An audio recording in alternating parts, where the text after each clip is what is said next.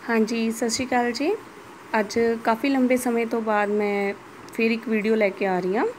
Grade 9th के students की काफ़ी ज़्यादा डिमांड सीगी कि ग्रामर के कॉन्सैप्ट कराए जान। तो अज का जिहड़ा विषय है किरिया। किरिया की है? सब तो पहले असी किरिया विच 3 शब्द जिहड़े है वो तुसी ज़्यादा अपने माइंड विच रखने हैं, क्योंकि इन्हां 3 शब्दां ते ही सारी किरिया खड़ी है। हुण सब तो पहला शब्द है किरिया, दूजा है करता, तीजा है कर्म। फस्ट ऑफ ऑल किरिया, किरिया की है? काम। जिहड़ा भी काम हो रहा है वो किरिया। उस काम नूं जिहड़ा व्यक्ति कर रहा है जां जिस द्वारा वो काम हो रहा है, ठीक है, वो की है? करता। और जिस ते काम हो रहा है, चाहे वो किसी वस्तु ते हो रहा है, चाहे इंसान ते हो रहा है, चाहे जगह ते हो रहा है, वो की है? कर्म। मतलब कि किरिया की है? काम। करता की है? जो काम कर रहे हैं। कर्म की है? जिस ते काम हो रहा है। हाँ जी, हुण किरिया की डेफिनेशन करवाने तो पहला मैं तुहानूं एग्जाम्पल करावांगी, क्योंकि एग्जाम्पल तो किरिया नूं समझना जिहड़ा है ज़्यादा ईजी है। कोई भी ग्रामर का कॉन्सैप्ट है जो उहदी एग्जाम्पल लैके पहला समझोगे तो उहदी डेफिनेशन लर्न करना बहुत ईजी हो जाता है।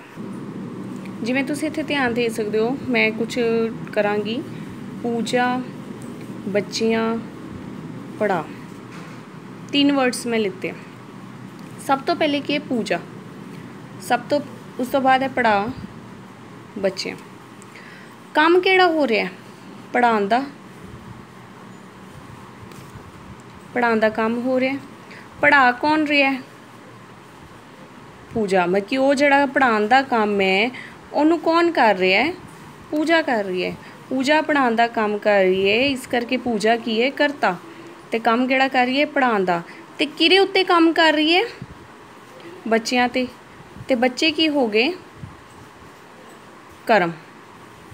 पूजा एक करता, बच्चे कर्म, पढ़ा काम। ठीक है, पूजा बच्चियां नूं पढ़ा रही है, काम जिहड़ा हो रहा है वो पढ़ाने दा हो रहा है। और कौन कर रहा है? पूजा कर रही है, इसलिए वो करता है। तो किन्ना ते कर रही है? किन्ना नूं पढ़ा रही है? बच्चियां नूं। बच्चियां ते वो कर्म हो रहा है। ठीक है, हुण ये जिहड़ी एग्जाम्पल है तुहानूं समझ आ गई होएगी। हुण इस तो बाद जिहड़ी डेफिनेशन करना है वो बहुत ईजी हो जाती है। हुण सो इसकी जो डेफिनेशन है वो की आएगी? किरिया जिन्ना शब्दां राहीं काम दे होण दा पता लगे उन्हां शब्दां नूं किरिया कहंदे हन। मतलब कि जिन्ना शब्दां राहीं काम दे होण दा पता चलदा है उन्हां शब्दां नूं किरिया कहंदे हन। क्लीयर? हुण उस तो बाद किरिया जिहड़ी है वो 2 प्रकार दी है। किरिया एक है अकर्मक किरिया, दूसरी है सकर्मक किरिया, तीसरी। हुण तक किरिया से 2 तरह की कीती हुई है, अकर्मक किरिया, सकर्मक किरिया, पर किते किते दुकर्मक किरिया भी आ जाती है।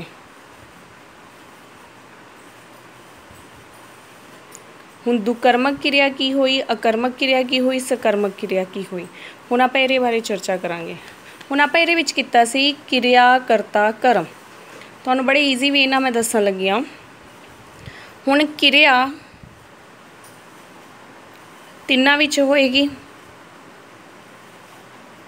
तां ही तो किरिया। जे वाक विच किरिया नहीं है तो किरिया है ही नहीं है। उस तो बाद करता ते कर्म जमा अकर्मक विच की आएगा? करता। दुकर्मक विच भी करता आएगा, क्योंकि जे काम हो रहा है तो काम नूं करन वाला भी कोई हैगा। जिहड़ी अकर्मक किरिया है वो इत्थे ही खत्म हो जाती है, किरिया जमा करता। सकर्मक किरिया नाल कर्म कीता सी वो कर्म दे विच आ जाती है। जिथे किरिया ते करता है वो अकर्मक किरिया, जिथे किरिया करता कर्म तीनों ने वो सकर्मक किरिया। जिथे किरिया जमा करता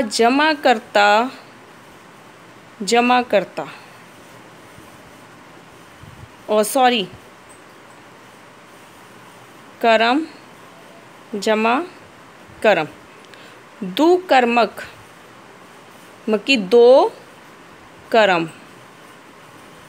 दुकर्मक मतलब दो कर्म की आ गया करता करम करम मकी दो कर्म जिहदे विच आउणगे किरिया जमा करता जमा करम वो की है दुकर्मक किरिया।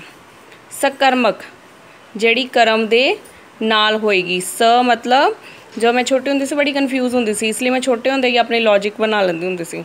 स तो मतलब साथ मकी किरिया करता कर्म तीनों नाल नाल है।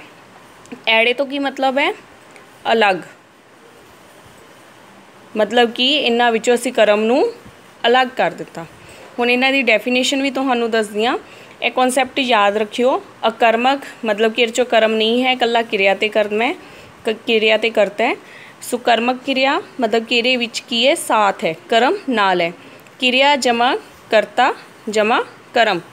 दुकर्मक किरिया मतलब कि दो कर्म नहीं किरिया जमा करता जमा कर्म।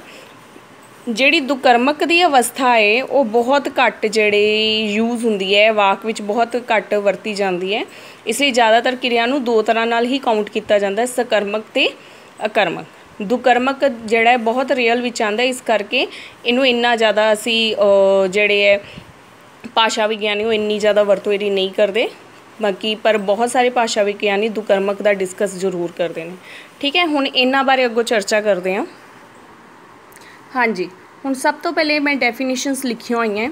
अकर्मक किरिया अकर्मक किरिया की हुई जिस वाक विच कर्म ना होवे करता इकल्ला होवे उसनूं अकर्मक किरिया कहते हैं। हुण किरिया तो होएगा ही होएगा किरिया हर एक वाक विच होएगा कोई वाक ऐसा नहीं होएगा जो किरिया ते बिना होएगा पर है कि उस वाक विच कर्म ना होवे करता इकल्ला होवे। मींह पैंदा है करफ्यू लगा है बच्चे पढ़ रहे हैं पुष्पिंदर हस रहे हैं। करता है काम है पुष्पिंदर किस ते हस रहा वो नहीं दस रहा कि काम किस ते हो रहा वो नहीं दस रहा इस करके की है ये अकर्मक किरिया। अगों आंदी है सकर्मक किरिया जिस वाक विच करता ते कर्म दोवें होण उस वाक नूं सकर्मक किरिया कहा जाता है। मतलब कि करता भी आ रहा है ते कर्म भी आ रहा है दोनों जाने आ रहे ने इस करके की वो सकर्मक किरिया। साहिब क्रिकेट खेडदा है साहिब की है करता क्रिकेट की है कर्म खेडदा की है किरिया। हुण करता किरिया तो हुंदे ही हुंदे है कर्म भी आ गया मतलब कि वो खेडन का काम किसते कर रहा है क्रिकेट ते कर्म आने दे नाल किहड़ी किरिया बन गई सकर्मक किरिया। जशन रोटी खा रहा है खा काम हो रहा है जशन करता है वो किरे ते खान का काम कर रहा है वो काम किसते कर रहा है रोटी ते कर्म आ गया। आशीष अमीशा पैदल स्कूल जाती है।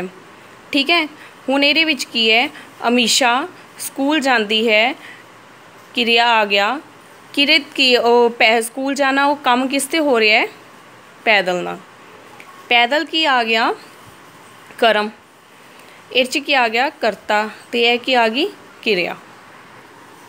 हुण मेरे ख्याल से तुहानूं अकर्मक ते सकर्मक अच्छी तरह समझ आ गया होएगा। हुण उस तो अगों अगे असीं करते हैं दुकर्मक। दुकर्मक जिवें मैं तुहानूं पहले ही कहा सी दू कर्म मतलब कि दो कर्म है ना। वाक जिहड़ा ना छोटे होंदे बड़ा आंदा हुंदा सी असीं इंग्लिश ट्रांसलेशन करदे हुंदे सी 6-7 क्लास च उस टाइम दा ही मेरे माइंड विच फिक्स होया होया। माली ने सप नूं सोटी नाल मारिया बहुत वधिया एग्जाम्पल है दुकर्मक किरिया दी। माली की है करता काम की है मारिया किरिया। हुण सप भी आ रहा है सोटी भी आ रहा है बंदा कर्म किनू कहेगा इसलिए इत्थे की हो गए मतलब कि दो कर्म हो रहे हैं। मारन का काम सोटी नाल भी हो रहा मारन किनू मारिया जा रहा सप नूं मारिया जा रहा है इस करके किसकी डेफिनेशन आ जाती है दुकर्मक किरिया। मनीषा ने वानी नूं चिट्ठी लिखी किरिया मनीषा करता वानी ते चिट्ठी कर्म दो कर्म आ गए दुकर्मक किरिया। अपनीत ने गिलास विच पानी पीता की हो गया किरिया। अपनीत की हो गया करता गिलास विच पानी दो कर्म आ गए दुकर्मक किरिया। हुण इहदी डेफिनेशन की आएगी जिस वाक विच करता दे नाल दो कर्म होण उस वाक नूं दुकर्मक किरिया कहंदे हन। जिहड़ी राजे सारी खेड है वो सिर्फ करता कर्म ते किरिया दे नाल जुड़ी हुई है। मैं फिर तुहानूं एक बार रिपीट कर रही हाँ करता कर्म ते किरिया हर एक वाक विच करता भी होएगा, हर एक वाक विच किरिया भी होएगा। किरिया तो ज़रूर होएगी, जे किरिया नहीं होएगी तो वाक किरिया का होएगा ही नहीं। ठीक है, इसलिए किरिया आ रही है तो केड़ा वाक है किरिया का, तो ऑब्वियस है करता भी आएगा तो वाक की पूर्ति नहीं होएगी, जे करता नाल नहीं होएगा तो वाक ही नहीं कहलाएगा। इस करके जिन्हां विच करता ते किरिया हुई वो होए अकर्मक। जदों काम किस ते हो रहा वो आ जाता है कर्म विच आ जाता है, नाल तीनों इकट्ठे हो जाते हैं करता कर्म किरिया, तो केड़ी किरिया बन जाती है सकर्मक। जदों दो कर्म इकट्ठे हो जान, मतलब कि दो जगह ते काम हो रहा है, तो केड़ी किरिया बन जाती है दुकर्मक। जदों दो कर्म विच नाल जुड़ जान तां दुकर्मक हो जाती है। ठीक है, हुण मैनूं जित्थों तक लगदा तुहानूं किरिया का कॉन्सैप्ट समझ आ गया होएगा। अपनी जो भी तुहाडे व्यूज़ ने उन्हां नूं कमेंट विच जरूर शेयर करियो। ठीक है, तो किरिया तो बाद जिहड़ा नैक्सट विस्मिक टॉपिक है होप सो मैं जल्दी तो जल्दी पावांगी। ठीक है, ओके, थैंक यू बेटा, ब्लैस यू, टेक केयर।